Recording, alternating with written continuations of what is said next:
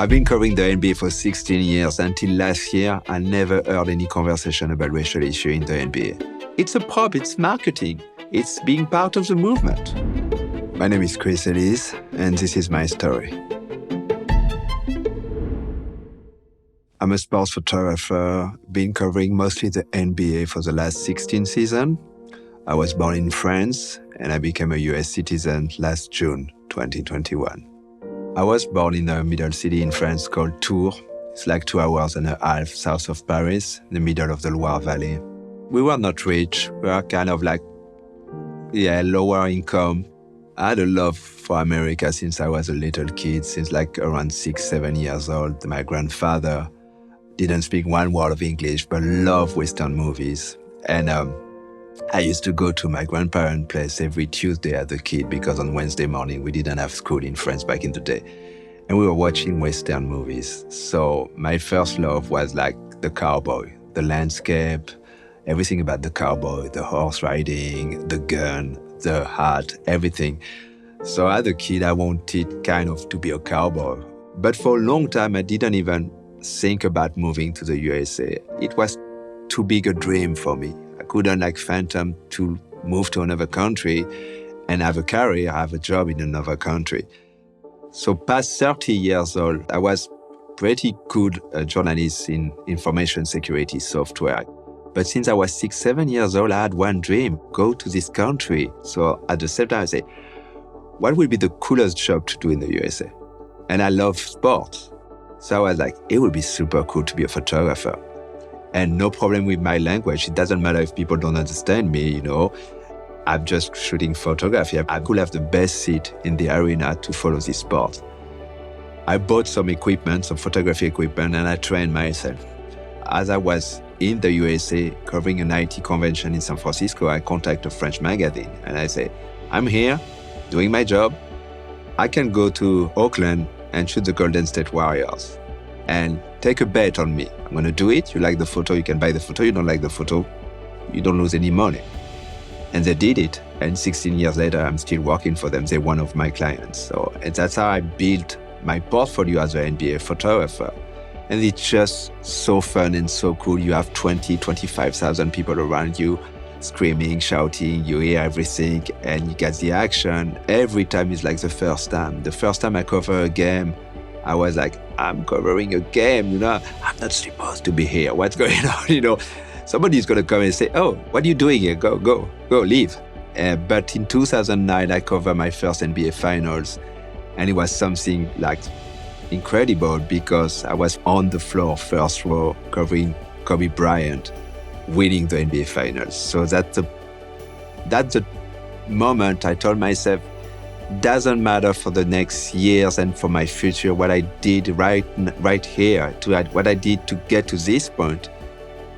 I did something of my life. I did something I couldn't believe that I could have done.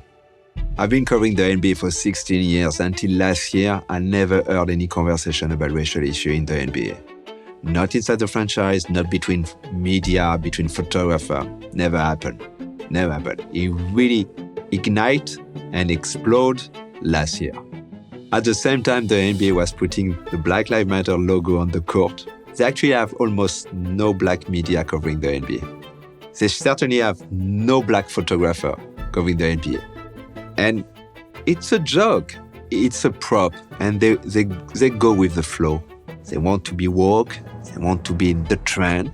It's a trend. Because follow my logic. If you think you need to kneel during the national anthem because you want more social justice, because Black Lives Matter, because police brutality, why are you still not kneeling right now? You were praising to be really big issues, suddenly they disappear. It's a prop, it's marketing. It's being part of the movement.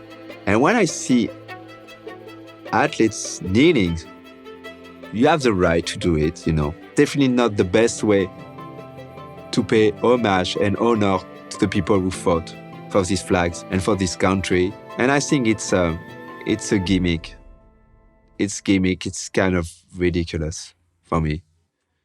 I cannot precisely quote it, but basically, LeBron James said one time like as a black man or black woman, you should be afraid of the police because the police can go out of their place in the morning to go to job and wanted to kill a black man. He basically really says this. That's horrible. That's such a shame.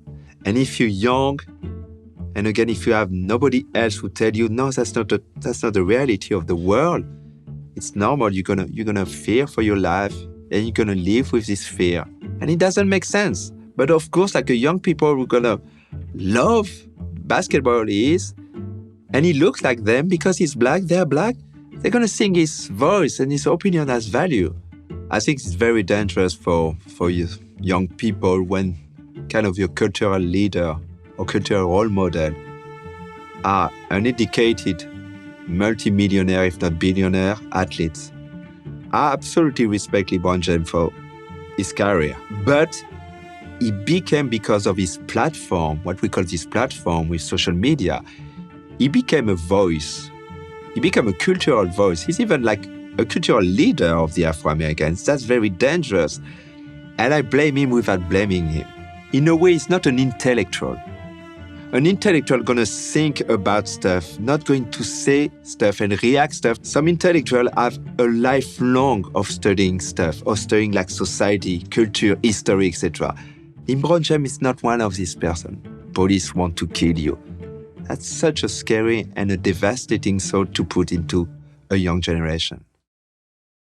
I never see America as a racist country, and if you push to defund the police for this poor neighborhood, this is so obvious what's going to happen. They're going to have less security.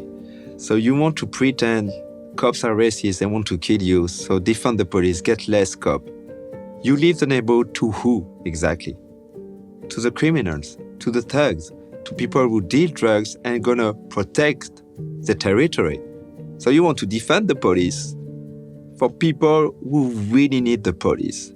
Never. I really don't believe, like, as a black man, you're in danger because of police in America. You are not. You're not going to make me believe if I'm being pulled over, I'm gonna be shot, you know. The thing is, like, if I'm being pulled over by a police officer, he doesn't know who I am. I don't know who he is. He can face anybody. He can face nice Chris, which is like law-abiding citizen and a cool dude. But he can face like somebody really bad. So I need to make sure he's going to know right away, as quick as possible, like I'm a normal guy. So I'm not going to do stupid thing. But that's what I told to both my boys. If a police officer pull you over, you put your hand, you turn off your engine, you pull down your window, you have your hand, and you're ready with your driver license and your insurance card. And this, yes sir, no sir. Until he gonna see, okay, there's no issue with his kid. I'm pretty sure there's also bad cops. There's bad people in every profession, every job. I've been pulled over most of the time because I was speeding, you know. And when I was speeding, I'm not pretending I'm not speeding. I put out there, I'm sorry, because I'm not playing dumb, I'm respectful. But I've never been in any position when I was afraid for my life. Actually, I experienced much more bad interaction with police in France than I did in the USA.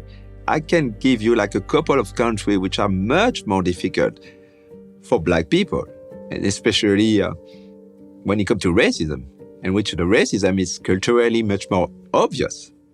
This is not America. America is not a racist country. My father raised me to be a man, not a black man. Even if you don't have a father or a father figure around you, get your knowledge and get your education from book, from school, from college. Don't get it from an athlete. It's not because an athlete is remarkable, because he's cool, because he's a champion. Unfortunately, most of the messages from these athletes are going to hold you back and make you think you're a victim. They're going to make you think there's too many things against you to succeed or to achieve any goal you might set for yourself. And my message is, if a French-born guy from a poor family in a small town in France succeed for himself, had a career in France, then decided, I want to live in this beautiful country, and succeed to live, work, have a family in this country, you can make it. Especially in the United States of America. You definitely can make it.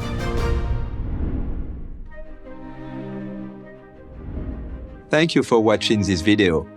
To keep PragerU video free, please consider making a donation.